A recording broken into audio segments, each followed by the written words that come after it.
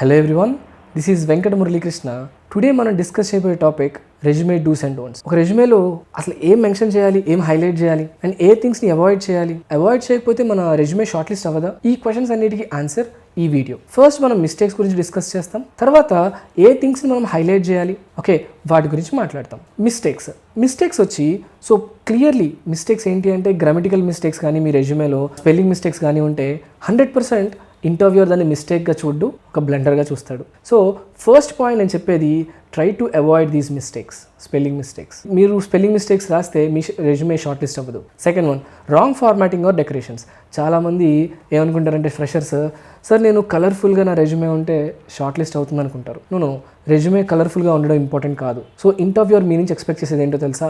మీ resume easily రీడబుల్గా ఉండాలి, చూడంగానే అర్థం అవ్వాలి. మిమ్మల్ని క్యాలిక్యులేట్ చేయాలి, అంటే మీ స్కిల్స్ ఇక్కడ దాకా ఉంది తినకి అని క్యాలిక్యులేట్ చేయాలి. అండ్ ఆల్సో మీరు ఆ రిక్వైర్మెంట్ ఎలిజిబులా కాదా అన్న డెసిషన్ తీసుకోవాలి. దేని బేస్ చేసుకుని? రెజ్యూమేని బేస్ చేసుకుని. 100% రెజ్యూమేని బేస్ చేసుకుని ఈ థింగ్స్ అన్ని చేయాలి. అందుకనే మీరు రెజ్యూమే రాసేటప్పుడు కలర్స్ కానీ లేకపోతే అదర్ రాంగ్ ఫార్మాటింగ్స్ కానీ ఇచ్చారనుకోండి, మీ రెజ్యూమే జిగ్జాగ్గా ఉండొచ్చు, మీకు చూస్తానికి so it is much more attractive. కానీ గుర్తుపెట్టుకోండి, రెజ్యూమేలో మీరు యూజ్ చేయాల్సిన కలర్స్ బ్లాక్ మాత్రమే. మీరు ఎక్కడైనా ఏదైనా హైలైట్ చేయాలనుకుంటే better use blue colour. And indentation, చాలామంది స్పేసెస్, నేను పైన ఒక హెడ్డింగ్ పెట్టాను, అదేమో లెఫ్ట్ సైడ్ ఉంటుంది, ఇంకోటేమో రైట్ సైడ్ ఉంటుంది. No, don't do that. Third one, tables and images. మీ అందరికీ తెలిసే ఉంటుంది ATS అని, అప్లికేషన్ ట్రాకింగ్ సిస్టమ్. ఈ అప్లికేషన్ ట్రాకింగ్ సిస్టంలో మెయిన్గా టేబుల్స్ కానీ ఇమేజెస్ కానీ స్కాన్ ప్రాపర్గా అవ్వమన్నమాట. దానివల్ల ఏం జరుగుతుందంటే, ఇప్పుడు TCS కానీ ఎసెంచర్ కానీ ఇలాంటి కంపెనీస్ ల్యాక్స్ ఆఫ్ రెజ్యూమేస్ వస్తే సో మాన్యువల్గా అయితే ఎవరు షార్ట్ లిస్ట్ చేయలేరు. అందుకని ఒక సిస్టమ్కి ఇస్తే యాజ్ పర్ ద సిస్టమ్ నాకు ఏం చేస్తుంది, అది షార్ట్ లిస్ట్ అని డేటాని ఇస్తుంది. కానీ ATS మోస్ట్లీ టేబుల్స్ని కానీ ఇమేజెస్ని కానీ it is not at all going to scan. అందుకనే బెటర్ మీ ఇన్ఫర్మేషన్ మొత్తాన్ని so better give it in the proper bullet format. మీరు బుల్లెట్ ఫార్మాట్లో ఇస్తే ఏమవుతుందంటే it is able to understand. Last one, do not include your skill set in stars or bars. Stars కానీ bars కానీ మీరు రాస్తే అంటే ఏంటి అంటే, లెట్ మీ ఓపెన్, నేను ఒకసారి ఓపెన్ చేస్తాను, ఒక వర్డ్ డాక్యుమెంట్ ఓపెన్ చేస్తున్నాను.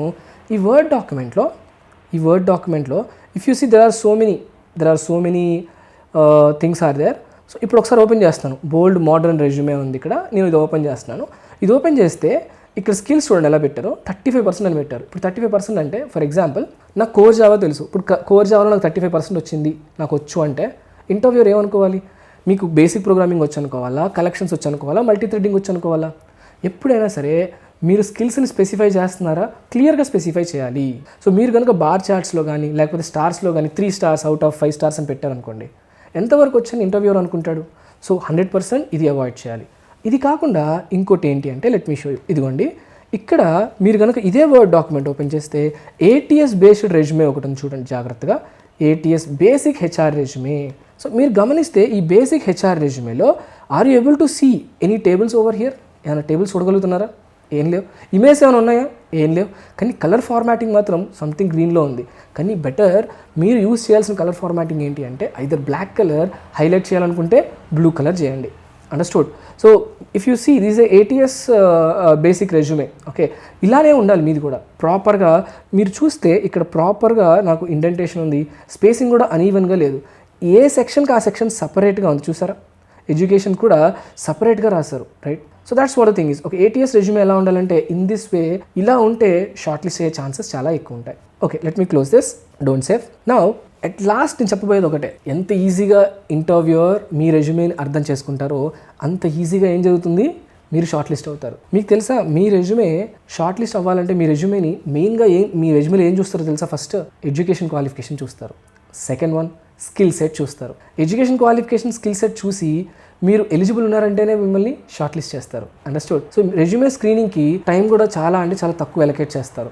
ఒక్కో రెజ్యూమేస్కి చాలా తక్కువ టైం ఎలకేట్ చేస్తారు. ఆ టైంలో మీరు హైలైట్ చేయాల్సినవన్నీ స్టార్టింగ్ సెక్షన్లో, అంటే ఎడ్యుకేషన్ క్వాలిఫికేషన్ కానీ లేకపోతే మీ స్కిల్స్ సెక్షన్ కానీ, సో స్టార్టింగ్ సెక్షన్లో మీరు మెన్షన్ చేస్తే ఈజీగా మీరు షార్ట్ లిస్ట్ అవుతారు.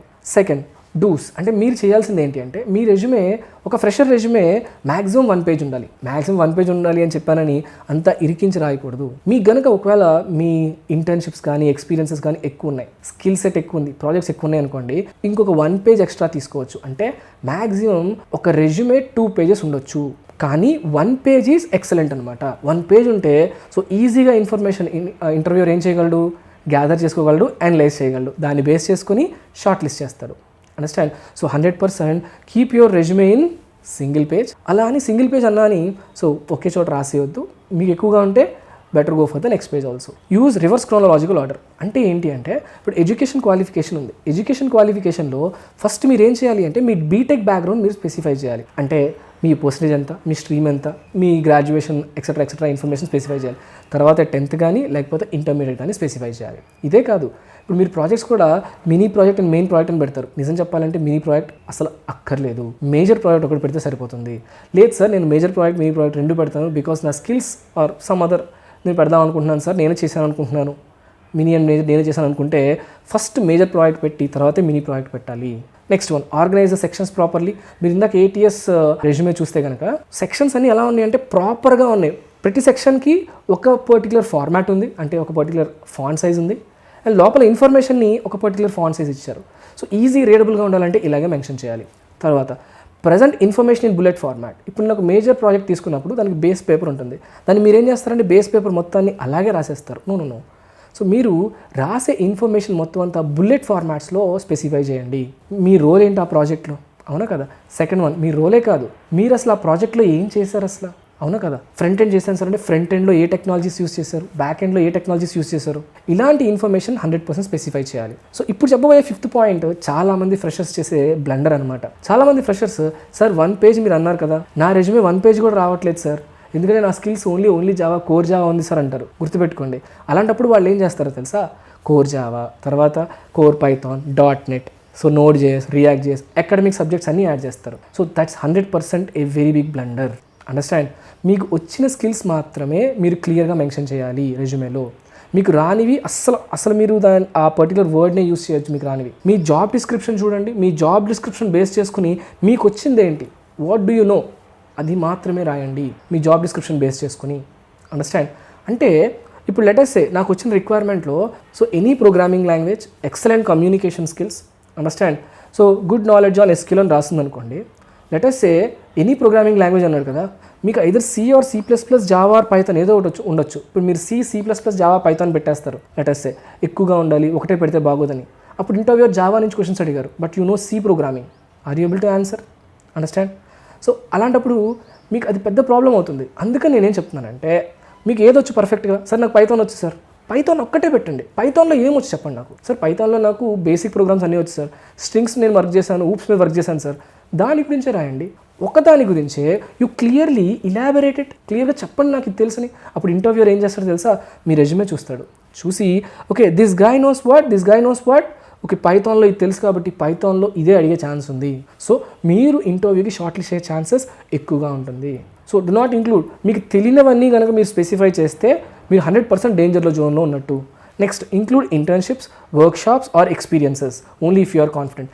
చాలామంది రెజ్యూమేస్ చూశానండి, వాళ్ళందరూ ఏంటంటే ఇంటర్న్షిప్ సో అండ్ సో కంపెనీలో చేశాను, ఆన్లైన్ చేశాను, వర్క్షాప్స్ 2nd ఇయర్లో చేశాను, ఎక్స్పీరియన్స్ నేను XNA కంపెనీలో ఆన్లైన్ నాకు ఎక్స్పీరియన్స్ ఉంది అని చేస్తారు.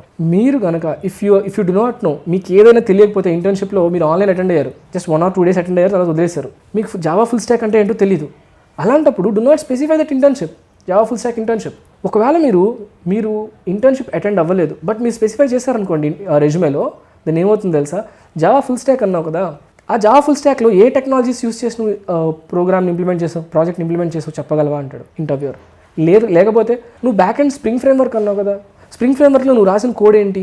ఇంటర్న్షిప్ అంటే గుర్తుపెట్టుకోండి, ఒక్క పాయింట్ గుర్తుపెట్టుకోండి, మీరు అక్కడ ఇంటర్న్షిప్ అంటే మీరు చేయాలి, in a organization, in a company చేయాలి, మీరు చేస్తేనే స్పెసిఫై చేయండి, లేకపోతే లేదు. చాలా రెజ్యూమేస్లో ఈవెన్ తెలుగు స్టేట్స్లో అయితే అసలు మోస్ట్ ఆఫ్ ద రెజ్యూమేస్లో ఇంటర్న్షిప్స్ ఉంటున్నాయి. సార్ నేను సమ్మర్ ఇంటర్న్షిప్ చేశాను సార్ అంటున్నారు.